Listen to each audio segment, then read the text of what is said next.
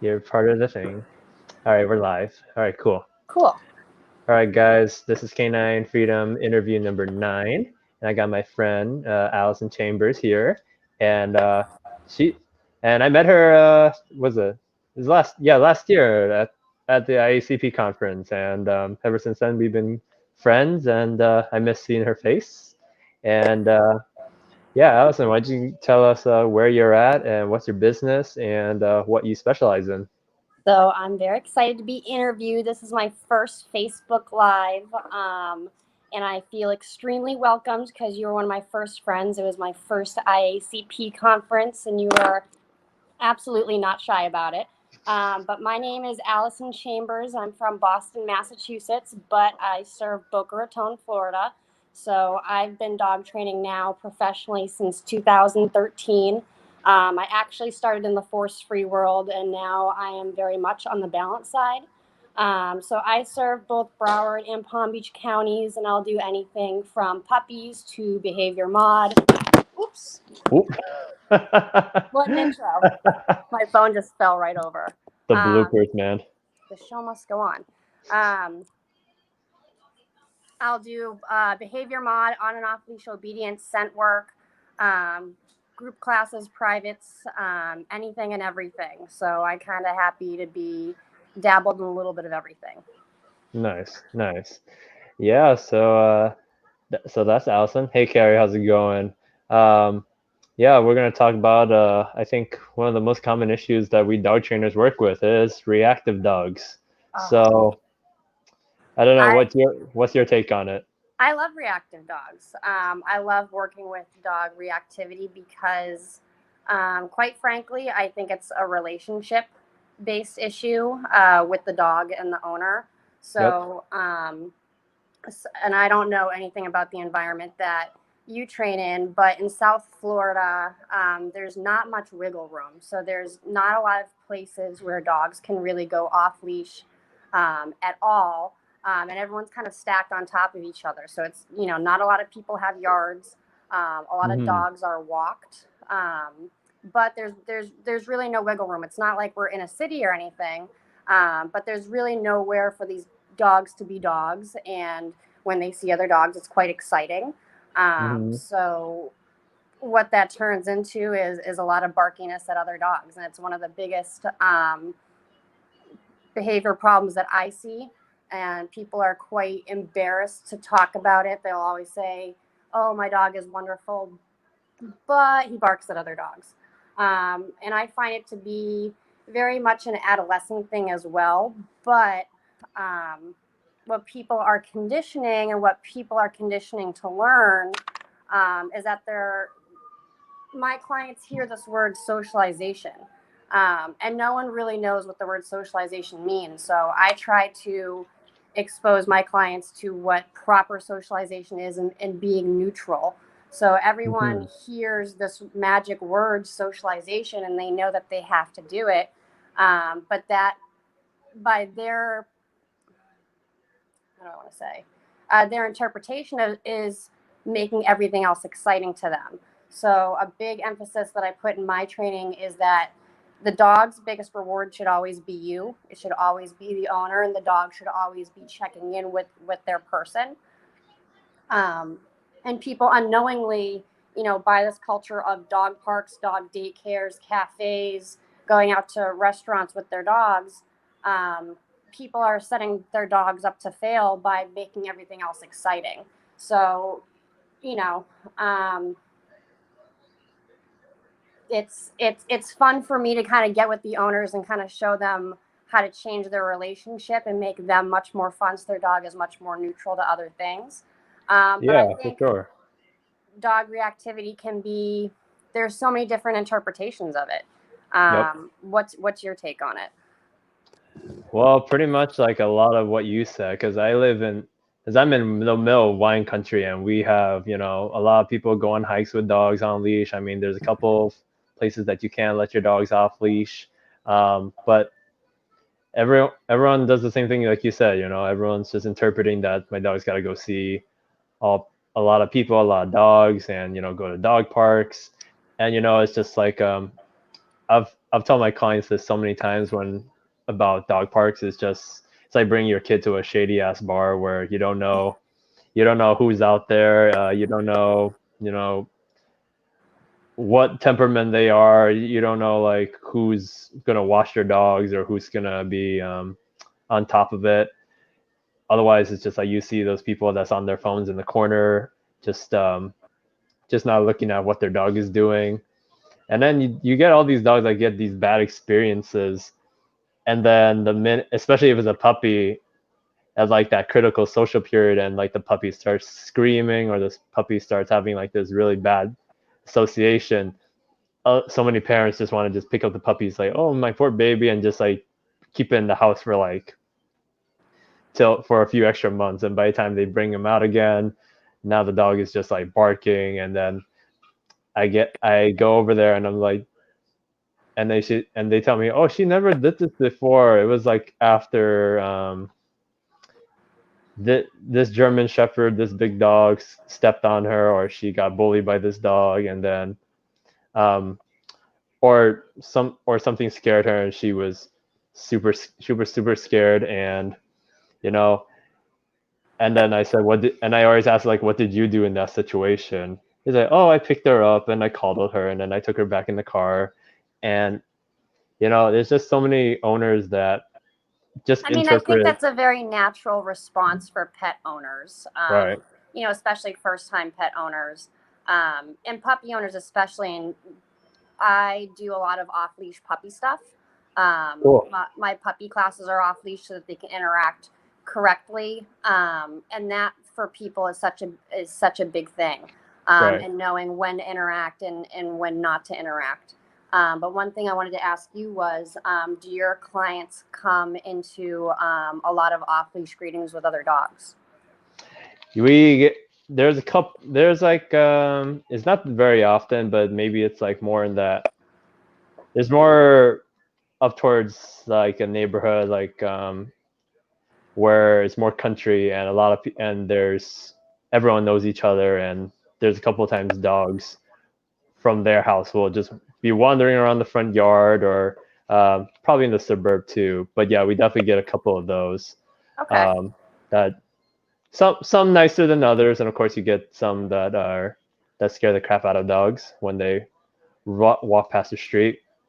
But I also think, but yeah, I agree with you when it comes to like that relationship issue, because I feel like most of the time when dogs are reacting, they're definitely not trusting their owners to keep them safe. Like they feel like, because you know how it is once the dog figures out that a behavior works, like barking makes people go away, then they're like, oh, okay, I'm just gonna do this more. It reinforces itself, and then I always tell clients about the mailman situation where, like, whenever the mailman comes to drop off packages, the dog barks, and then the mailman goes Classic. away, It's and classic then conditioning at its finest.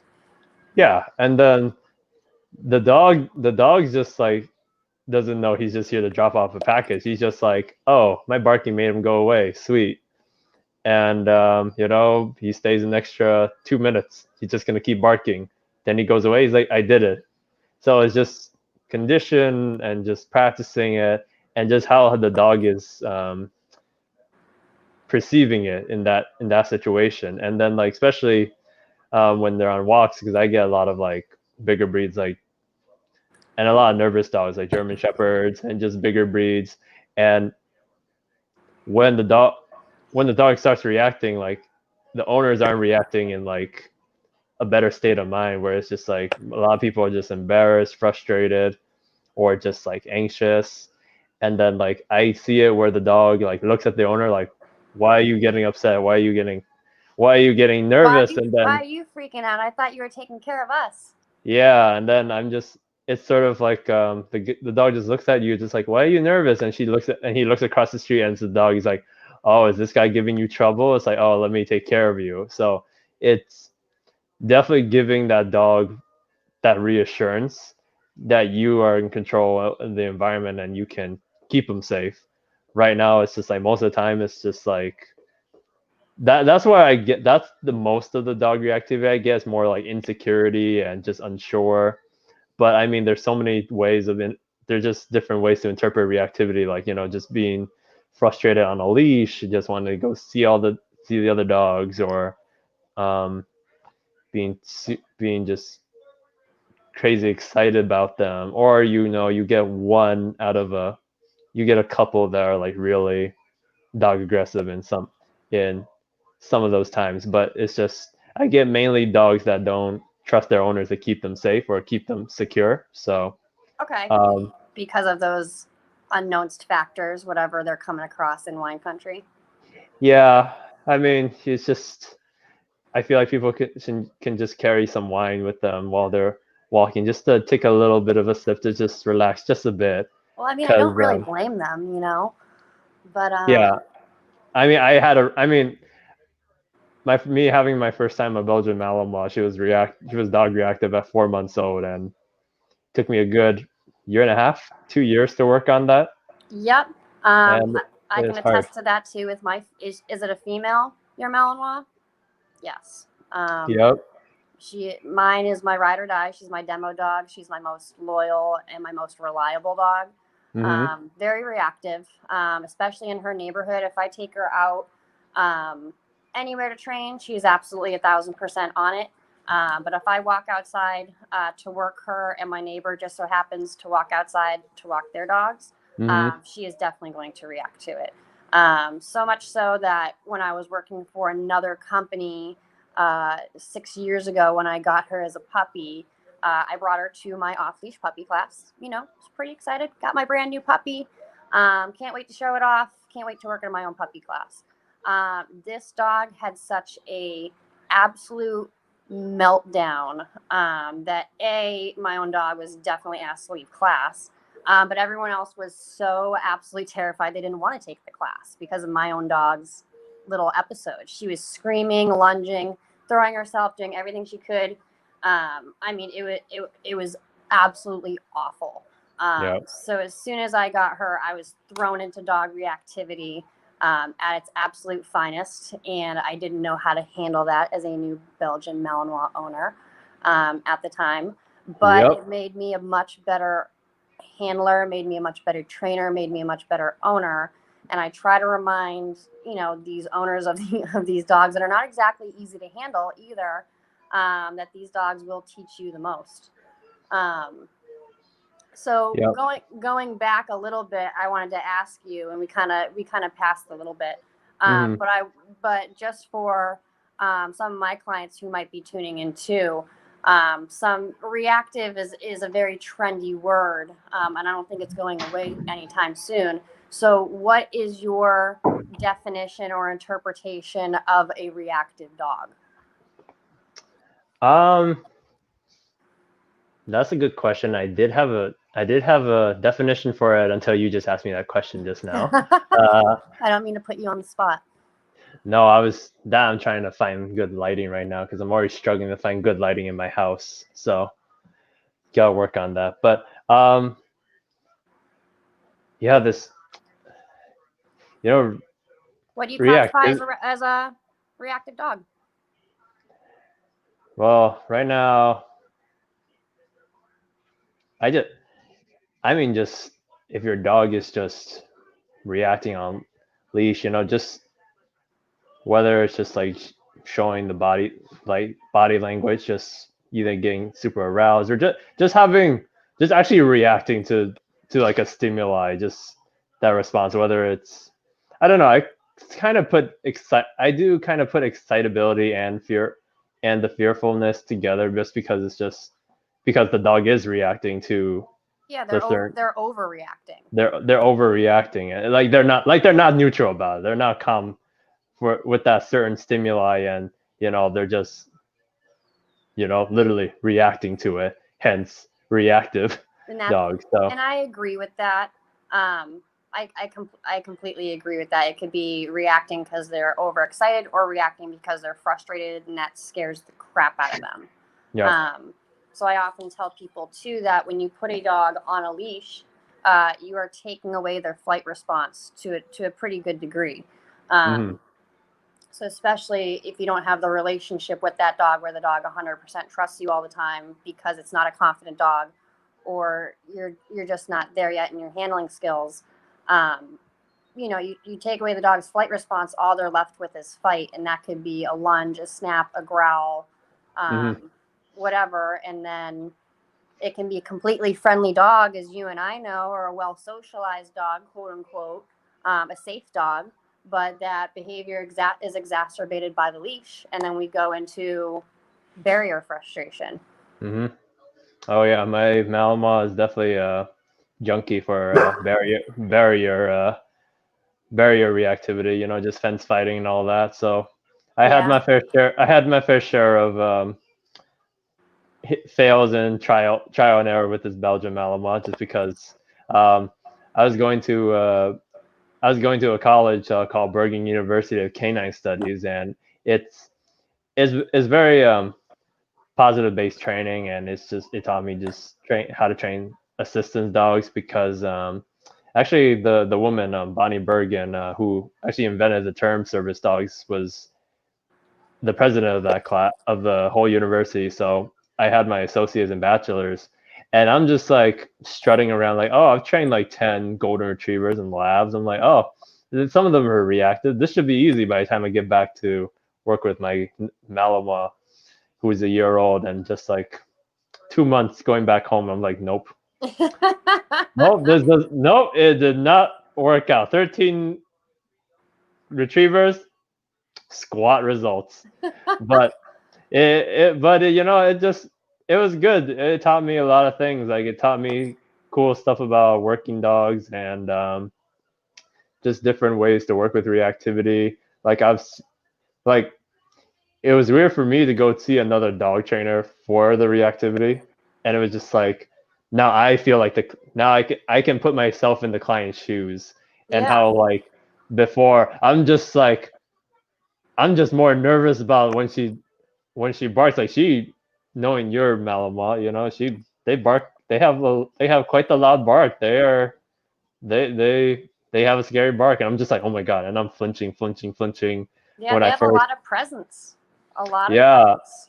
yeah, and it was like the same thing. Like, well, I had it also where my Malinois was in the car, and I used to live in the country, and I had these dogs that were just chasing the car on the fence line, and then she's just like losing her crap in the car, and then she Yeah. would have a pattern where she would just um look for them, like she would look forward to them, and I'm just like, oh my god, no. And I would have to do things like a lot of management while I'm trying to get her to be neutral and just be relaxed with her around dogs. Like, I had a calming cap, which, if you guys don't know what it is, it's just something you can put over their face, just so they can just visually just.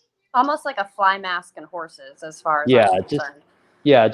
fly mask for dogs, and just blurs their vision where they can't really see as much. They can still see shapes, but like, at least for a certain situation, you can just blur their vision where they're not just going to practice reactivity, you know because I just feel like when dogs react or bark, it's kind of self reinforcing in a way.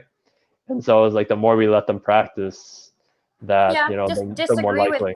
disagree with that behavior. Yeah, I would say don't tolerate that behavior. But then, you know, reactivity kind of takes a few different formulas. We got to yeah, make sure that we're setting this dog up for success. That we're not asking too much of this dog. That the dog has the relationship with the owner, because if this dog hasn't worked with distractions and they haven't done the foundation work and they want to cruise through crowds off leash, it's not happening. yep. It's just not happening. So um, that's what I wanted to ask you was, what are your favorite ways to teach dogs to either not react or be more neutral to things that set them off? What are your go-to methods? I actually like desensitizing and just exposing the dogs, like, from a far distance, from from other people and other dogs. Like, I tell people, go out, go take your dog on a walk or a trail that doesn't have any dogs, or go go play tug or do something that your dog really enjoys. And like I tell my clients, like you don't have to hang around dogs and people for an hour. Just hang out for like 5 or 15 minutes. Mm-hmm. Like I just tell them, hey, just you don't even have to go within 6 feet to see dogs. If your dog won't react at like 10 feet, go 20 feet. Just sit at a bench or just get a lawn chair. Just let your dog focus on just resting after doing some activities beforehand, and just bring them to the park, and then just let them watch dogs pass by, let them watch people pass by. Just don't, and nothing's happening. Um, just have You can maybe work on like send them on a place, or just have them lay on the grass. You step on the leash, and then just relax. Because I also think too, this also just correlates with the owner and how they're reacting with the dogs. Just not even their dog, but just dogs just coming by out of the corner. Just they see a dog, they're starting to like anticipate it, and they Mm-hmm.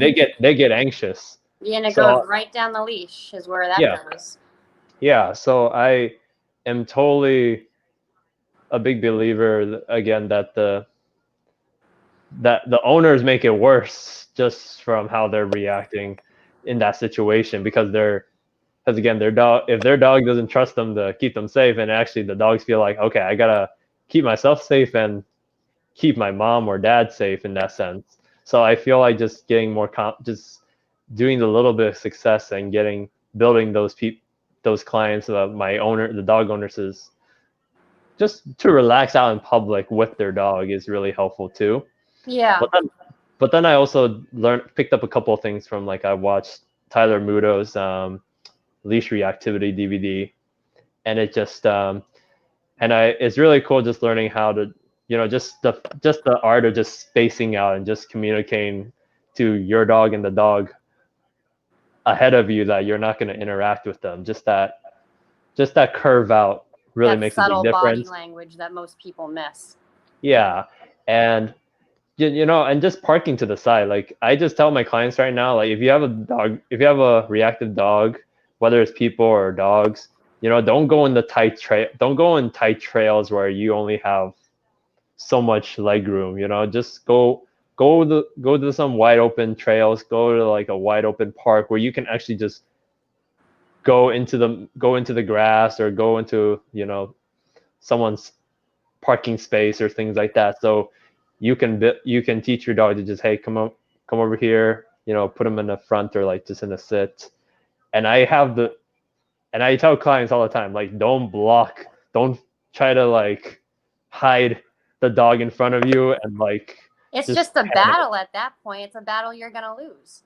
Yeah, Um, well, and then and if yeah, they sorry, don't go have ahead. that, I'm sorry, I don't mean to No, cut you you off. no, you go ahead. You have whatever you say, you go for it. um, if the owner doesn't have faith in the dog, that the dog can handle that, it's ideally not a situation that I'd like for them to come across. So we don't really have so much trails here, like narrow trails, but there's a lot of, in Fort Lauderdale, there are a lot of a lot of high rise apartment buildings, and you might be going through hallways, but you're also in a lot of elevators. So this door will open, and a dog will pop out. Hmm. So Oh, lovely. yeah, that I that's hate that. that is, yeah. So like my biggest thing is like, why is the dog not focused on the owner? Hmm. Obviously, if you're out in a trail, I hope your dog is a little bit more engaged with what's going on around them. But if that dog isn't aware that its job is to still pay attention to the owner, even on a walk. And I let my dogs walk in a free walk, and they also know a formal heel. Hmm. And I feel like a lot of trainers nowadays, and I say that very generally and openly, aren't teaching like a formal heel. And a heel is to get you by stupid stuff. Pay attention to me. We're going together, and then you release the dog. And if you don't have a basic heel down, and maybe my interpretation of a basic heel is a little bit more than the average. Um, Yep. that, Yep. then we're not ready to deal with passing by other dogs, or whatever the goal is. Hmm. So it's tough because our environments are absolutely so different. Yeah. You know, you have way more space versus, I think, you know, the way I train my dogs to deal with being in tight spaces and not caring about anything else but they're human. um, Right. so one of my very basic favorite things that I like to do, and I like to keep it simple for the pet owners. I can go on and on about theory and behavior mod and desensitization and all, and counter conditioning, or teaching a different behavior, or whatever you want to talk about, really. Mm-hmm. Engagement. um, Keeping it super simple for the owner, because this is so overwhelming for them. They're embarrassed, they don't want to deal with it, they don't want to walk their dog, and ultimately they have to walk their dog and they have to do stuff with their dog. So one of my favorite ways to deal with it is, have you ever heard of the look at that game? Yeah, it's a it's pretty much like look at that and then click, or is it You well, can use a clicker, or you could use a verbal. It verbal doesn't marker. matter. Yep. But the dog should have a foundation of eye contact and just focusing on it, on the human. And then you teach them to anticipate and look at whatever the trigger is. Mm-hmm. Um, and eventually the dog starts looking, and you reward the dog. I go back, Yep. I digress. Dog looks at the trigger, you say yes, verbally mark, reward the dog. You do that quite a few times, and then the dog goes, "Hey, I looked at the thing," and then they start to look back at the owner. So they do this looking back and forth behavior where they're no longer staring and they're not locking in on the trigger, but they're starting to pay more attention to their person as well. And that's like a Yep. very simplified version of it. But for those people who are juggling a big, strong dog on a trail, and they need to get by a bike, and oh my god, here it comes, we need to keep Mm-hmm. it super simple for them, for Yeah, that. no, definitely. I totally agree because we dog trainers, we just love theories and just we like we like the overcomplicated stuff. We go like infinity and beyond, just like explaining all these different things like BF Skinner and just offering conditioning, classical conditioning, and then and my mind, I'm just like, guys, that's like my clients just want a simple answer. They don't if they want like a whole elaborate scheme, like they probably will be dog trainers, and by then they're like probably won't need me at that point. But yeah, no, I agree. Like, yeah, just telling them just look at the dog, yes, and treat, and then do that a couple of times. Just create a better association, and just I also just teach my clients like when your dog's on leash, just teach them like leave it. Just teach them like you don't have to interact with dogs or people on leash unless it's like a family friend or a best friend that you've already seen this dog, or just a family member. Like, I 1,000% agree. It's a big rule in my group classes. yeah, When they're on leash, they're working, and there's no greetings. yeah. And that's a very common pet question: is when are they allowed to say hi? And I say we don't. Um, it's one thing if I allow my dog to say hi, and I'll give them a nice loose leash, and I tell them. But otherwise, my particular dogs, except for my new guy, don't really care to be pet on leash. Um, so I don't know about any of your other dogs, but my other dog Otto is quite reactive too. Not that Mm, he's quite reactive, but he is not a social dog. So I kind right. of have opposite ends of the spectrum. Otto is not a social dog whatsoever. He's not a people dog. He doesn't mind you. He'll ignore you in his space. Um, but if something enters his space, and he doesn't care for bicycles that much, he will react to it. Versus Ruka the Malinois was complete opposite, complete overexcitement, young, immature, high drive Mm, dog who didn't know where to direct her energy. yeah, and then I agree with that too. They're just dogs that don't want to be around people or don't enjoy the interaction between people or other dogs. And then like you'll get these owners that Those dogs tend to be easier. Yeah. But then it's hard. I find it hard when you get owners that are just like, oh, but I want him to go play with other dogs. I want him to be the fluffy golden retriever and just go up to people. And then I'll get a couple dogs that are fearful, that have that fear aggression, and like if they're put in a corner, they'll snap and they'll do all those lovely behaviors that, you know, like lunging and all that good stuff. And then I just go and I'll take a look at the dog and I'll just tell them, your dog is not really that kind. Your dog is not that kind of dog. Like he's not like a pet savvy dog like how your dogs are. I see how far they can go. I also just know what my dogs can handle. Like Mhm. my Malama, she absolutely loves intact males. Like she'll just play with them like all day and just run around.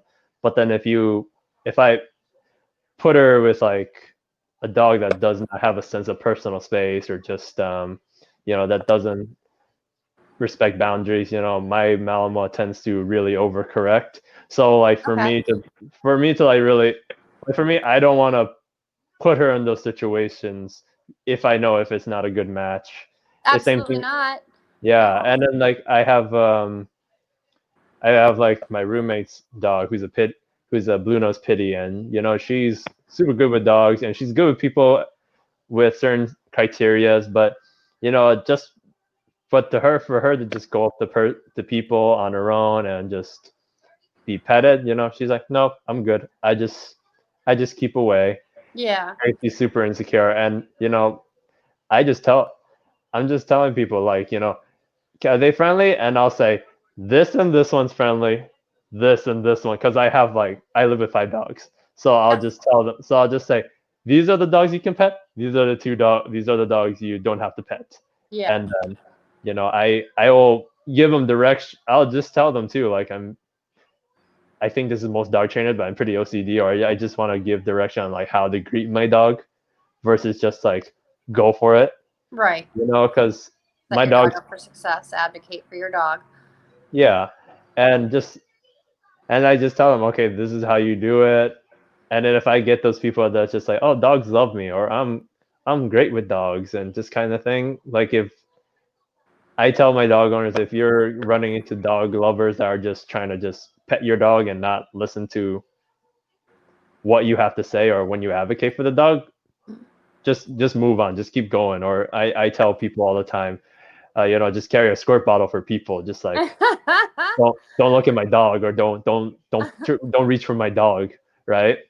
Um, just because a lot of people, I think, also just have a hard. It's just weird for them to say no when it's just Yeah, in and that. I don't, I don't, I think a lot of it too, like I've been taking a lot of my group classes to Lowe's recently for my, for my advanced group classes who are preparing for some stuff. And when I take these dogs out, I usually have like 8, sometimes 7, 8, 9 dogs, which can Oh be quite. wow, Oh yeah, it's been awesome. But impressive. yeah, when we go, a big rule I tell them is, strangers aren't going to be interacting with our dogs. It's not that I expect, I always expect the wackos, the crazy people who might be a little over the top, and that's just normal. But I also tell my clients too, it's the body language you give off. So I tell them, like all my dogs are in a strict heel. I just want them walking nicely because that's what we're working on is really our advanced leash skills. But I want your dog walking really nicely, and I want you to walk with a purpose too. As soon as you make eye contact with that friendly stranger who's going to mess up your dog's training, you've already lost it. Because they're already coming over like this, over the top, and they're going to overexcite the dog. And then guess what? You're conditioning the dog that everything else is more exciting than you are. So Yeah, here, yeah. No, I here we agree. are. And then the I idea of, daycare is, oh my God, we get to go somewhere else where we can just have all this free play without any structure and the dog's amped to go. Yep. It goes back, like you said, it goes back to people's expectations of their dog. Everyone has this expectation of, I want the super social dog, which is fine. And that's absolutely a good reason to get a dog is you want a social dog, but this concept that your dog has to be absolutely friendly with everyone, you can take them to bars, you can take them everywhere. Whatever happened to letting dogs be dogs? Um, you, Yeah, you I know, agree. And I also people put people terms into it when I talk to my clients, like, if you're an introvert and you haven't, or like, if you have someone that's not into social gatherings and things like that, like I'm mostly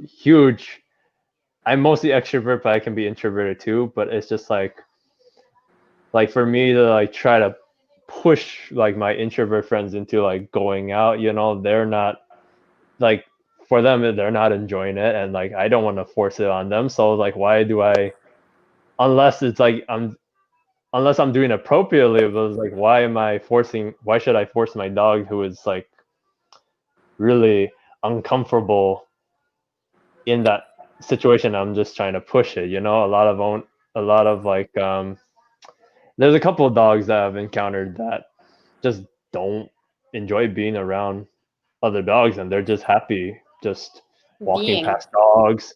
Yeah, yeah, just walking past dogs, walking away from other dogs, seeing dogs. But when you put them in like an off leash area and there's like a bunch of dogs, that dog's just nope, no yeah, way. overwhelmed, Yeah, absolutely overwhelmed. and it, it's just like, I just have to tell them, is like, your dog is not that kind of dog. Your dog's great, but he has his preferences too.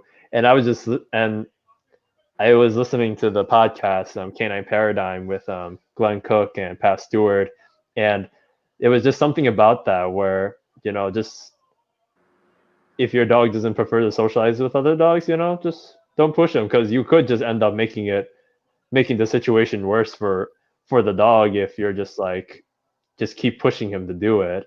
Yeah. And it's just like, we all have our preferences. So I think also the battle half of the battle is just figuring out what your dog prefers and what your dog is excels at. Just like, Well, where. it doesn't have to be a battle, but it can definitely be a good lesson for the client as to see what their dog really prefers. I think I nail my clients so much that we don't do doggy daycares, any of that stuff. Mhm. But there's a reasonable expectation, um, like I said, for their dogs to be social. So I think I really, especially with my puppy classes. Once I have them as puppies, I really have them for a long time. But I put a lot of emphasis on education of play styles with Mhm. dogs, and what their demeanor is like as a puppy and what that means as they grow into a mature adult dog, and recognizing those signs when they're puppies, how they choose to interact, who they choose to interact with.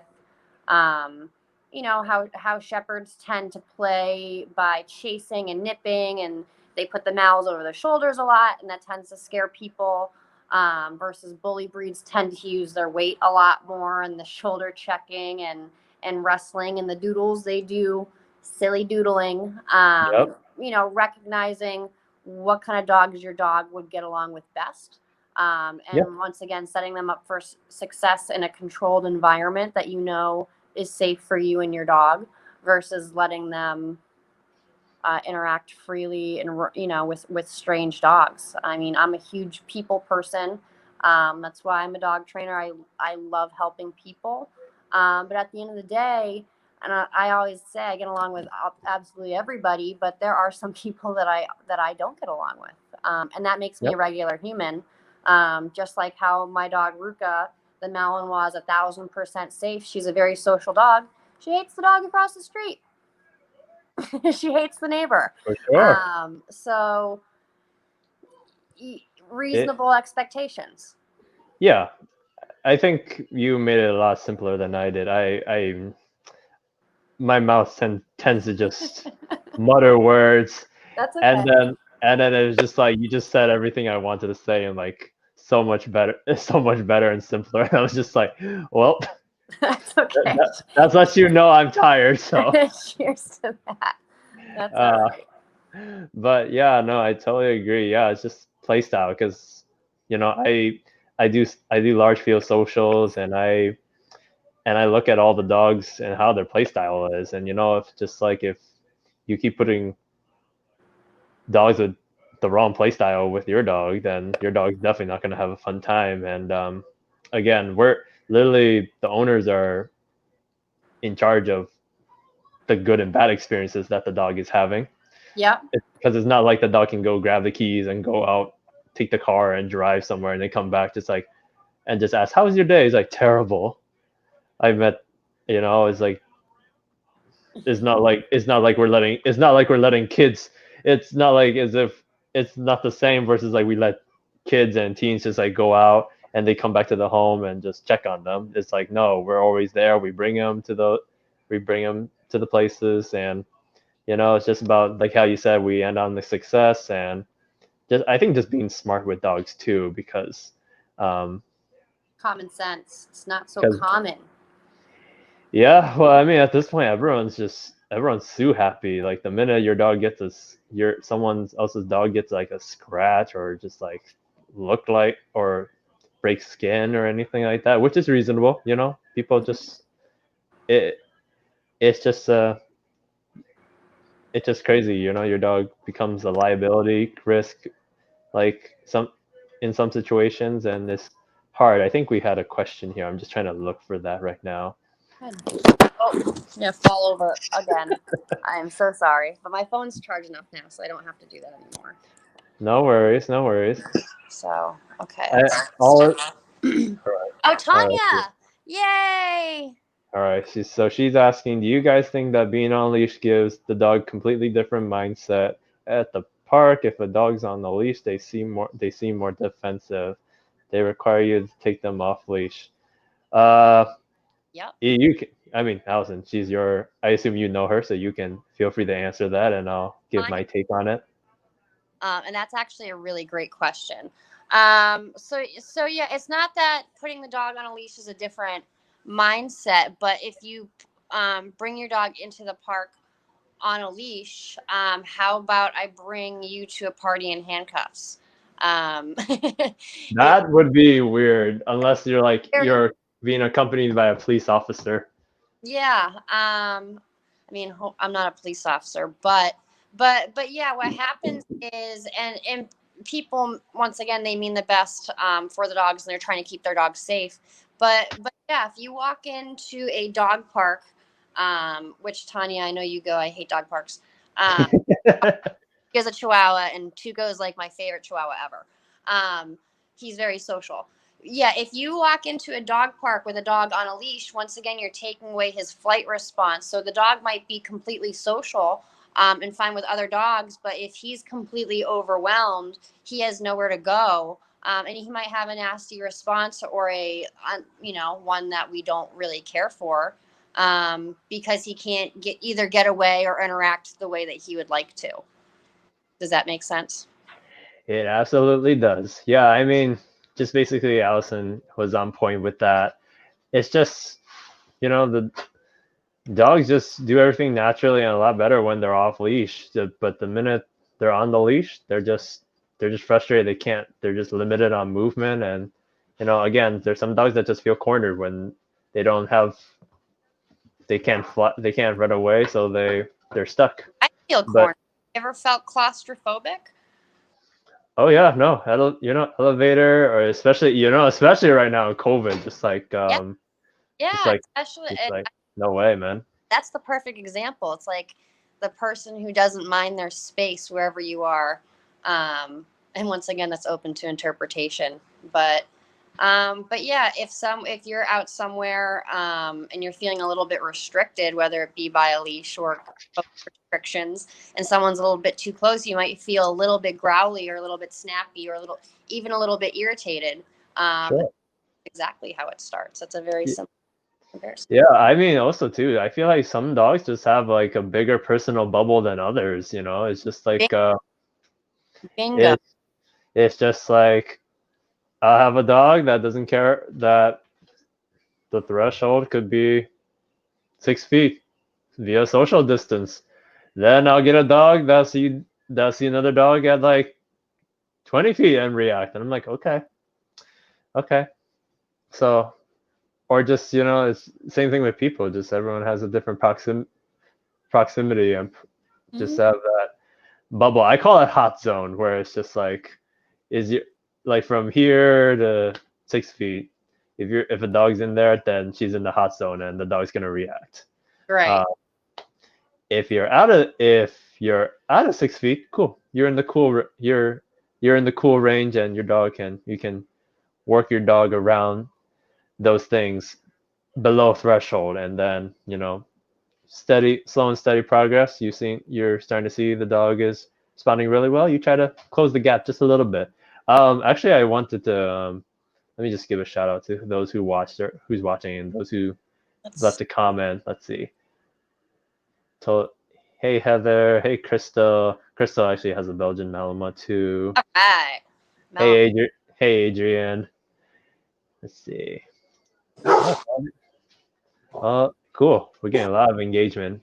Um, Actually, Allison, I wanted to ask you because I know you said you work with a lot of reactive dogs like on in tight spaces. Mm-hmm. Um, what Now it's my turn to pick your brain. What? Because I am curious. Because I mean, I just take advantage of the fact that I have a lot of wide open spaces and things like that outdoors, and I can take advantage. But how do you work with your reactive dogs in those tight areas? Like, what's your procedure, or what do you do?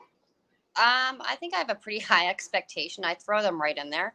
Um, I do a lot of in-home private training.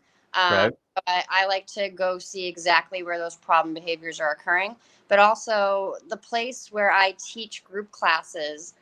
It's a pretty narrow spot. It's in the back of a healthy pet food supply store, and it's probably like 15, 20 feet long, and I have pretty much like 2 aisles of just dogs, and I've had up to like 12 in there at a time. It's super cramped.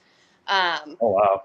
yeah, it's cramped, but I'll throw them right in there. They should be paying attention to their owner. So the way my group classes are set up, um, and I'll take any dog, whether it's reactive or not. We'll work through it.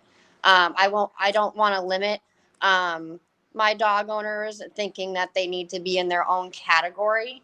And I think that's a big problem, is that reactive dog owners feel like they can't participate in certain sports or things that they want to do with their dogs because their dog is reactive. Um, like when I was trying to figure it out with my Malinois and I was a lot less experienced, um, I felt like the only thing we could do was scent work because it was only one dog at a time and it was a very controlled environment. Screw that. You need to be able to bring the dog right into an environment where it needs to be able to focus on you. So that being said, um, all my clients pretty much do private sessions with me before they even get to a group class. But I do take people. I'll do a consultation with them, and I'll throw them right into a group class. So I expect calm behavior, and I expect them um, to do very basic things. So I had a canine good citizen class today at 1 o'clock, and it was a really fun group of these very young, excitable, immature dogs. I had an English cream retriever, I had a Connie Corso, I had a Doodle, I had some mixed dogs. It was just a very young, excitable group in a very small space. And the owners were really quite not confident that it was going to go well. So most of them were on prong collars, and that's my dog begging to go out. Um, uh, it was for that particular group. It was the energy of the room. They weren't confident in their dogs, and they were frustrated, and they were all fighting their dogs. There, I could see the white knuckles. They were tense all the way down. Um, Hmm. they really needed to relax. And I yelled at them a few times. I said, all of you need to lower the way you're talking to your dogs. You need to roll your shoulders back. You need to relax. And as soon as they did that, and it took them about a half hour, it was, there were some big dogs in there, and not all of them had like body awareness and stuff. Um, But calm behavior and like little things such as having the dog sit next to you and look up at you before you walk them anywhere, whether it's past a distraction or to a different part of the store. But if you really want your dog calm before you go anywhere, have the dog sit next to you and just look up at you. Because Hmm. if you just continue to move and you rush through whatever thing is triggering you, the dog's just going to race you. It's going to race you to the other side.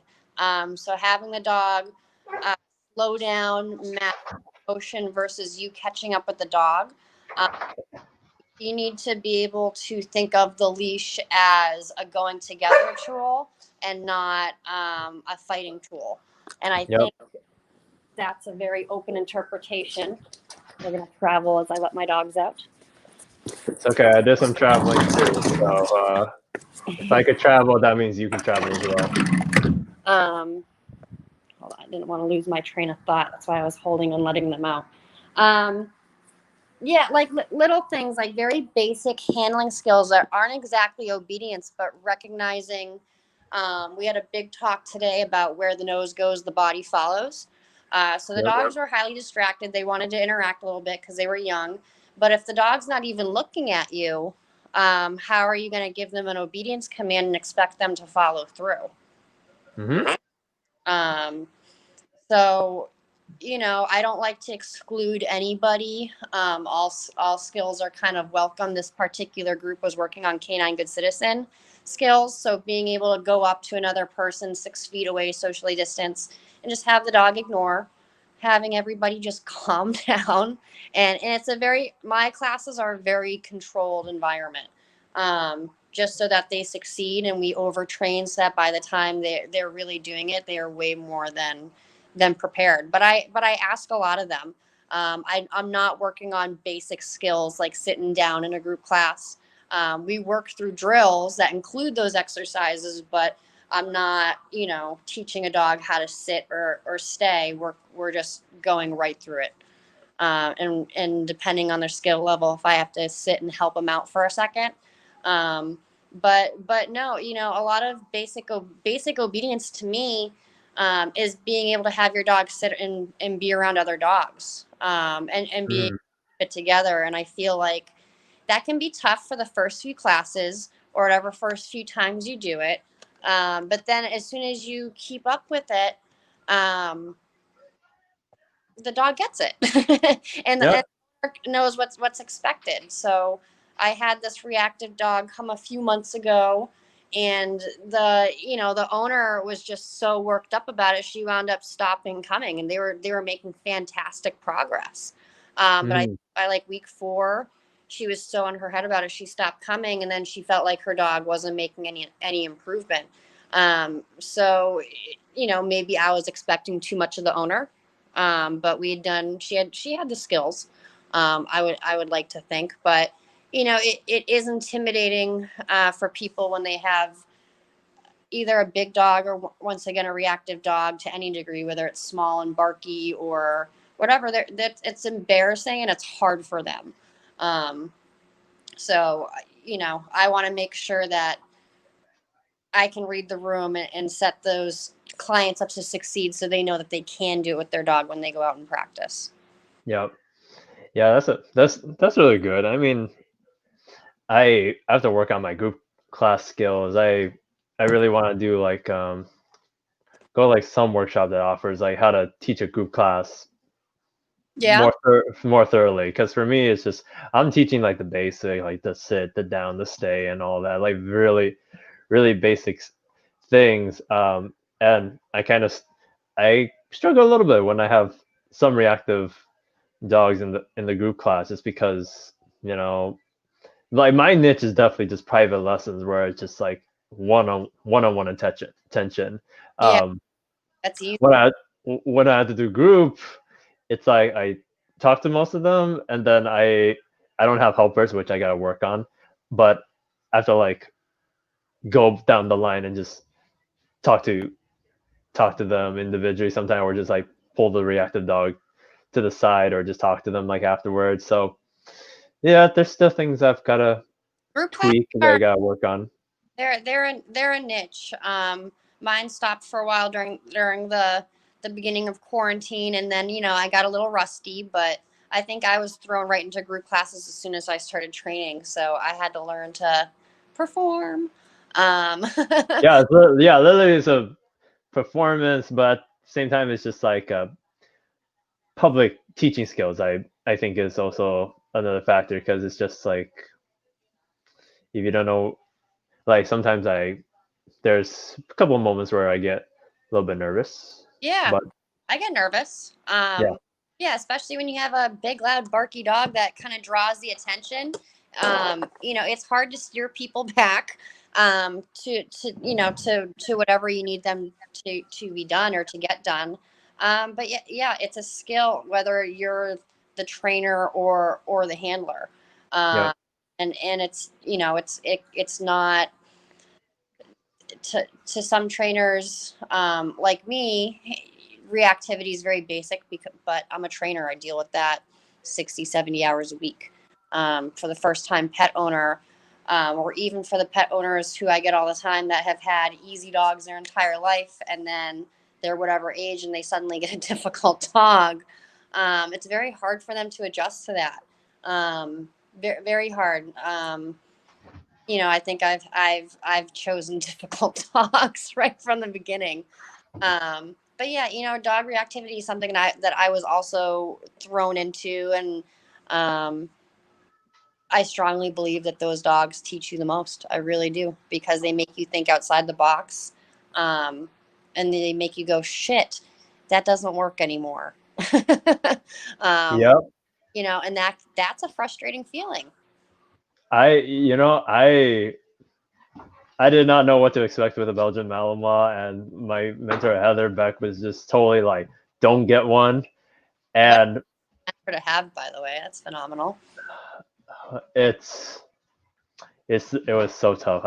You had no idea how frustrated I was, and I that's why I can vouch for clients. I'm just like I totally understand. I had a Belgian Malinois that was just reactive with, and for her to come from New Jersey and move to California, Hmm. she like saw chickens, donkeys, horses, cows, and just was just like, oh my god, rah rah rah rah, and I'm like, I'm going to kill this dog. And so I was just beyond frustrated. It was insane, and I mean, yeah, So and what I tried different things. Yeah, what'd you say? You sort of cut off. what wound up working the best for her?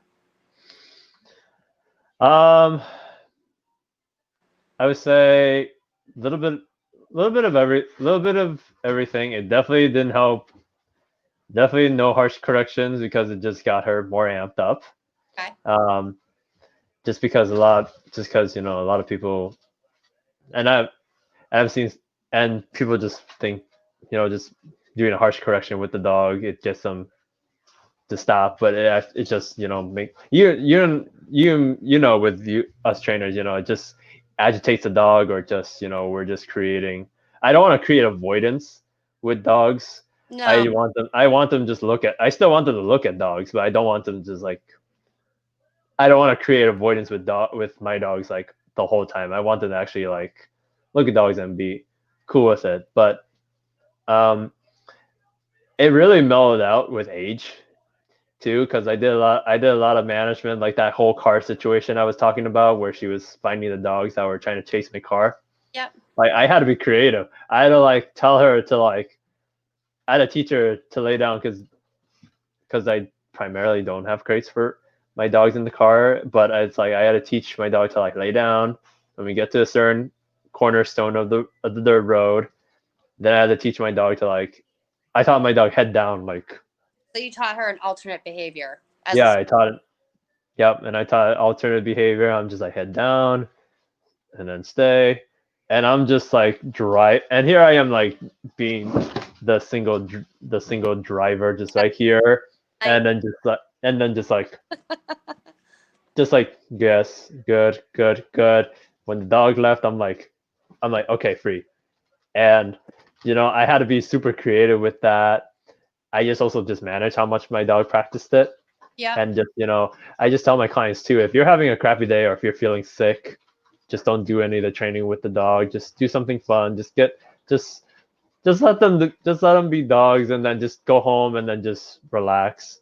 Just Absolutely. because if you're not in a good mindset, there's no way you're gonna be ready when your dog explodes, or your dog's gonna sense it And that that you're gonna be off. for us trainers too.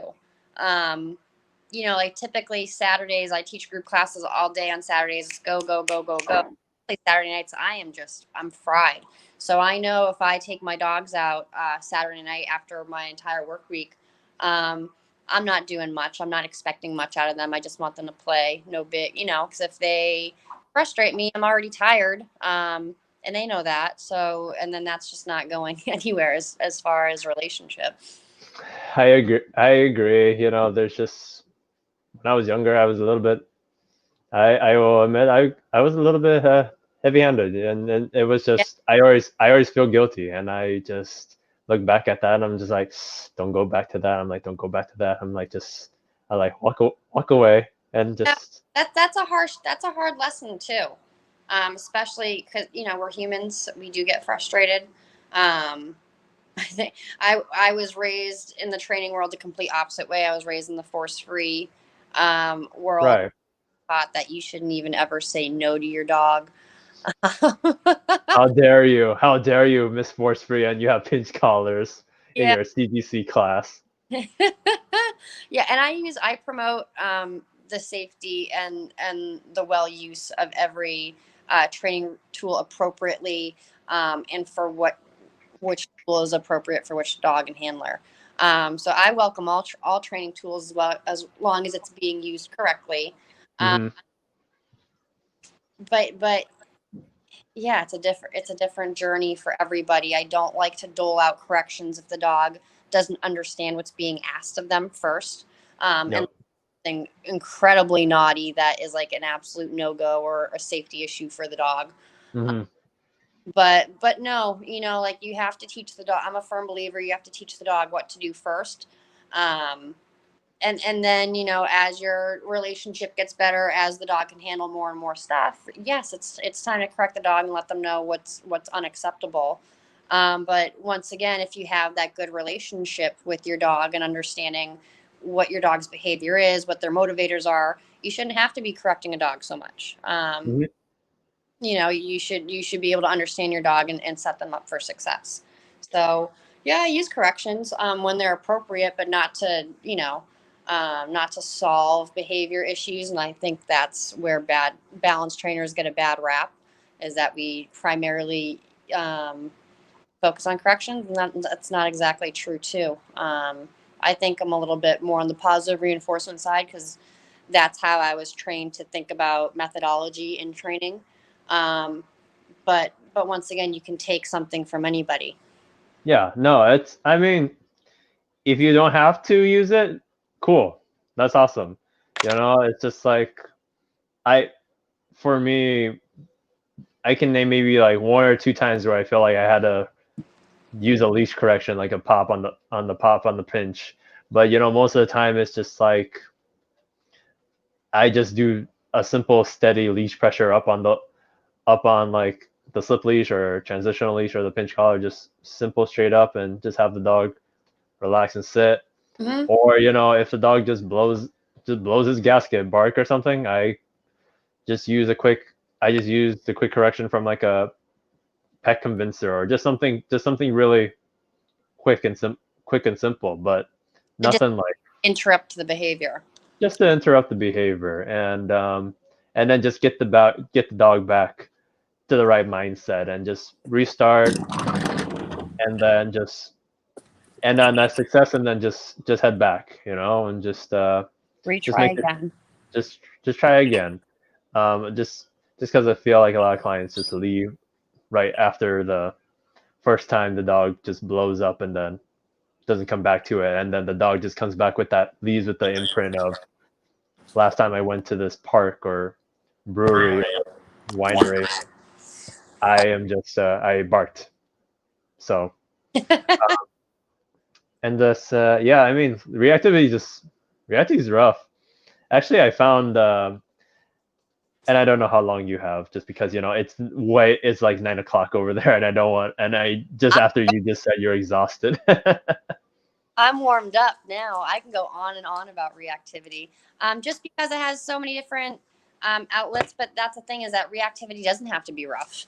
Yeah, Um, it's just understanding that your dog's having an overreaction to what it is, and then you just got to fix it in the moment. But when we make reactivity this big thing, then we're anticipating it ourselves, um, yep, and we don't have to. So yeah, I had quite a, what I think people would consider um, reactive incidents today.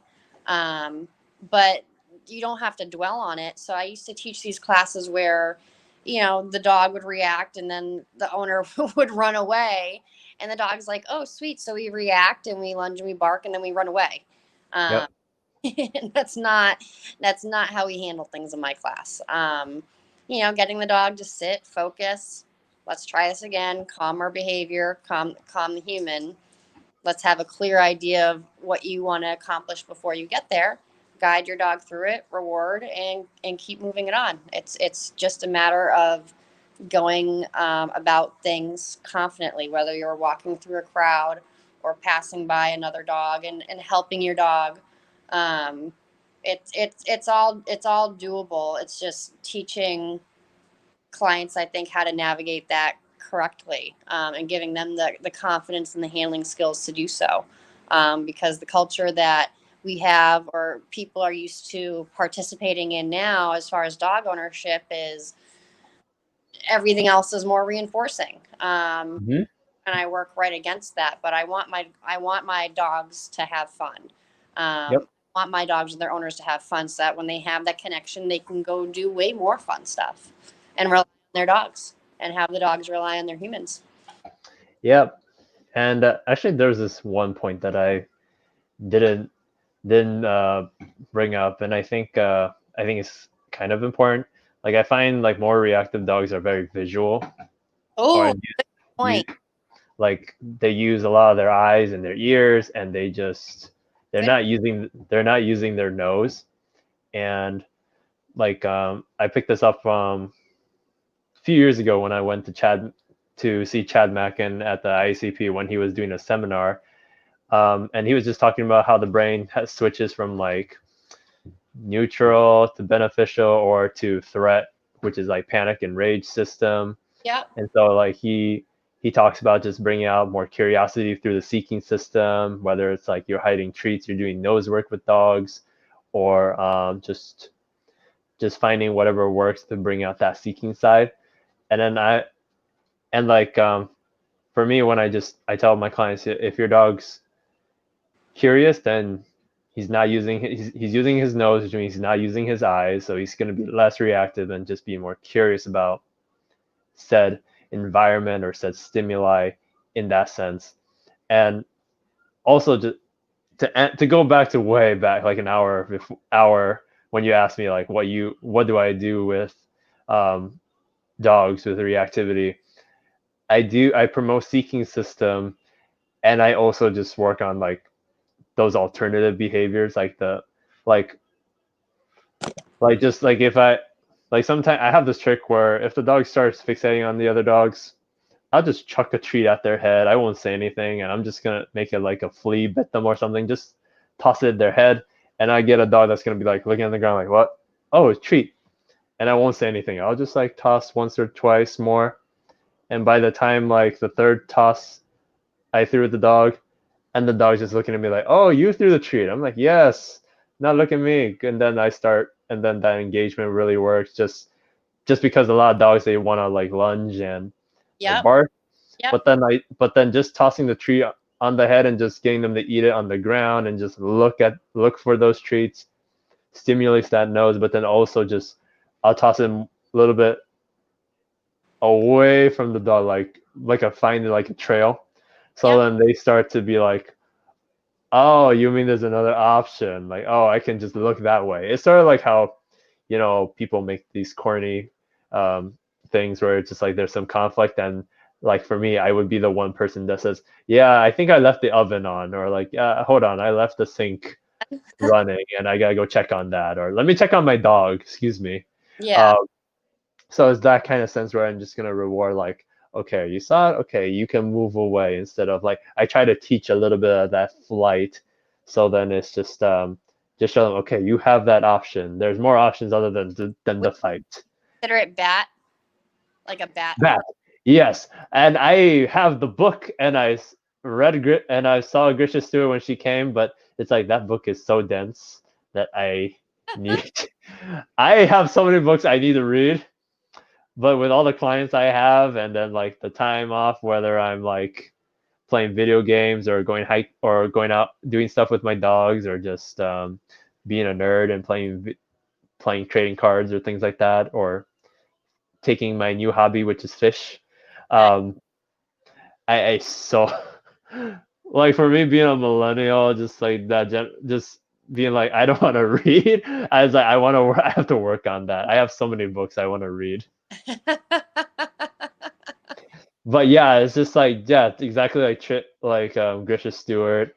And I also, I love the fact when she suggested using powdered Parmesan cheese and just like sprinkling on the ground, because you have to really get your nose down there to like pick it up just because it's so powdery Yeah. versus just like bits of treats.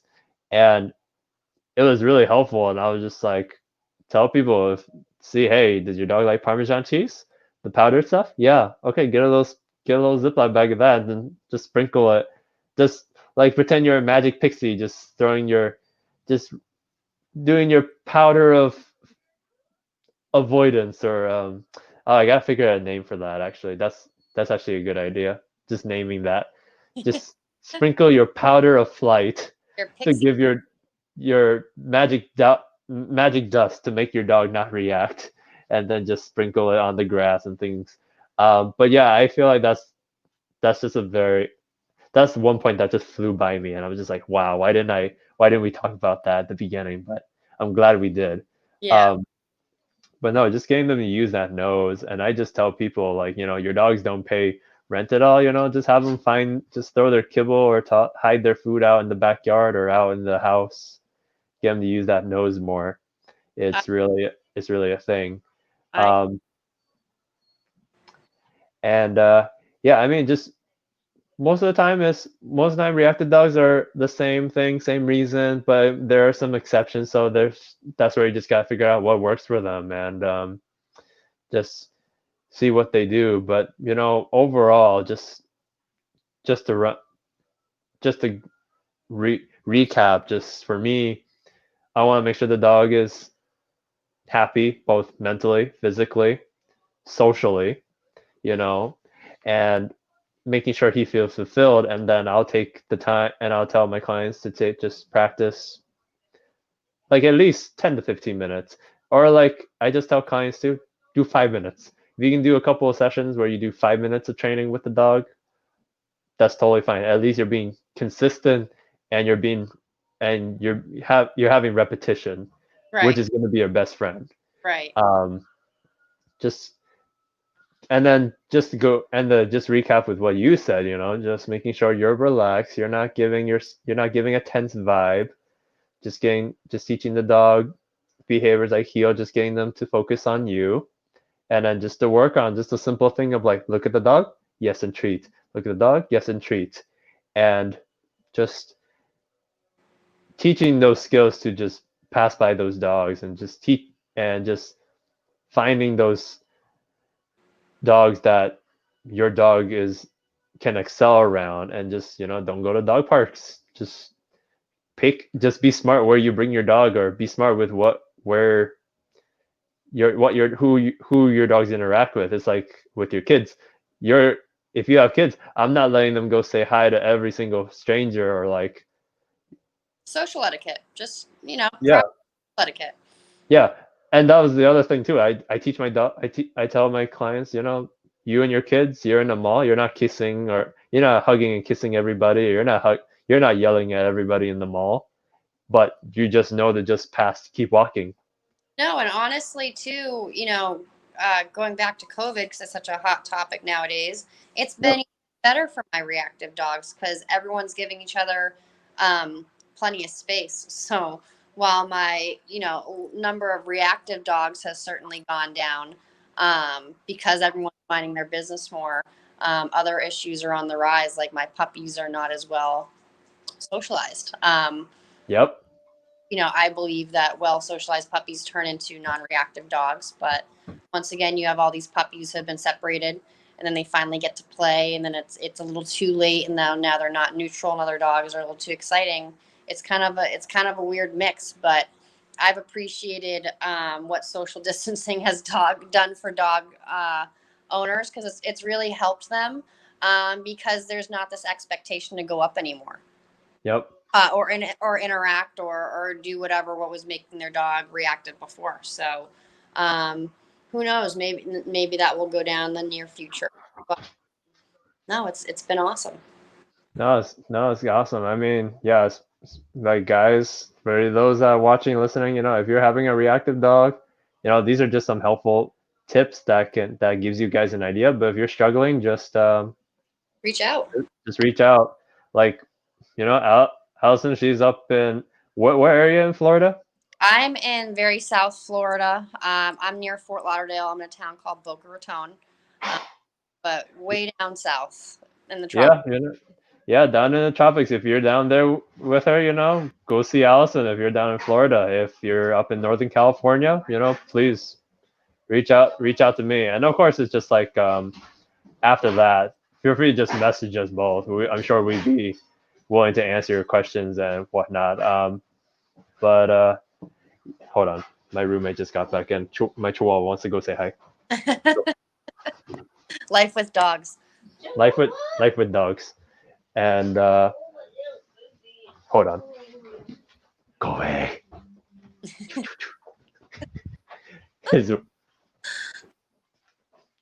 But yeah, I mean, Thank Allison, did you think about? Do you have anything else you want to say about reactive dogs? No, reactive dogs are normal. Stop making it a big deal. Reactive dogs are normal. They're just excited, and you just need to work on more basic stuff. If you have a reactive dog, it's very basic stuff. It doesn't have to be a behavior issue. It doesn't have to be this whole, does my dog need to be muzzled or behavior mod? Keep it simple. Keep it real simple. That way, the dog owners aren't overthinking it, and we're not making it something it's not. It's not aggression. It's not. So that's I a big one. Yeah, I agree. Burgers and fries. Oh, don't talk about burgers and fries. I'm hungry. I didn't eat dinner yet, so um, no, I agree. I love this quote from Caesar because I've helped I've helped out at his live show and I was a big fan. That's how I got into a dog. That's how I became a dog trainer, just because I saw his show. But I just love his quote. We dogs are simple. Humans just make it hella complicated. I couldn't agree more. That's a great. Um, that's just how it's been. That's how it'll always be. But of course, I've gone so many routes with dog training because it's like there was Caesar, then there was like my background from Bergen University, then just then canine paradigm, which kind of contradicts with what I've learned from the past couple of times. There's just so much information that it's like I have to learn to not spill it all out on my clients too. Yep. Just keep simple. Hold on. Do you feel reactive dogs can also be from fear? Hey, Jason. Well, hey, Jason. Absolutely. Yeah, for sure. Yeah, Jason. We kind of went over that and we talked about just advocating for the dog and just giving them reassurance, and then just also just conditioning the dog, just that things are that those stimuli can be a good association. And yeah, I think, well, I feel like watches after I end this live that I bring out a different point and then I'm just like, dang it. But I think I think I said my part about the reactivity. Um, anything came up? Anything? Anything you thought of or? No, you You better cut me off now because I will just keep going and going. I mean, as much as I would love to, but Yeah, my gentleman side says that seeing how you worked a lot, and then the fact it's 9 o'clock in your area, or actually, what time is it now? it's Yeah, all it's 9. no worries. I think everyone everyone enjoyed this talk, and yeah, Allison, I very appreciate you jumping in, and this is your first live. Yeah, thank you so much. It was quite a blast. I appreciate it. All right, guys. So again, if you need a dog trainer and you're down south in Florida, feel free to reach out to Allison. If you're up in North Cal, just reach out to me. But yeah, if you guys have any questions, any thoughts, just feel to hit us up, and we'll be sure to answer you. But yeah, everyone hope everyone has a good night. Thanks for those that tuned in and commented and asked the questions. And yeah, hope everyone has a good night. All right. All right.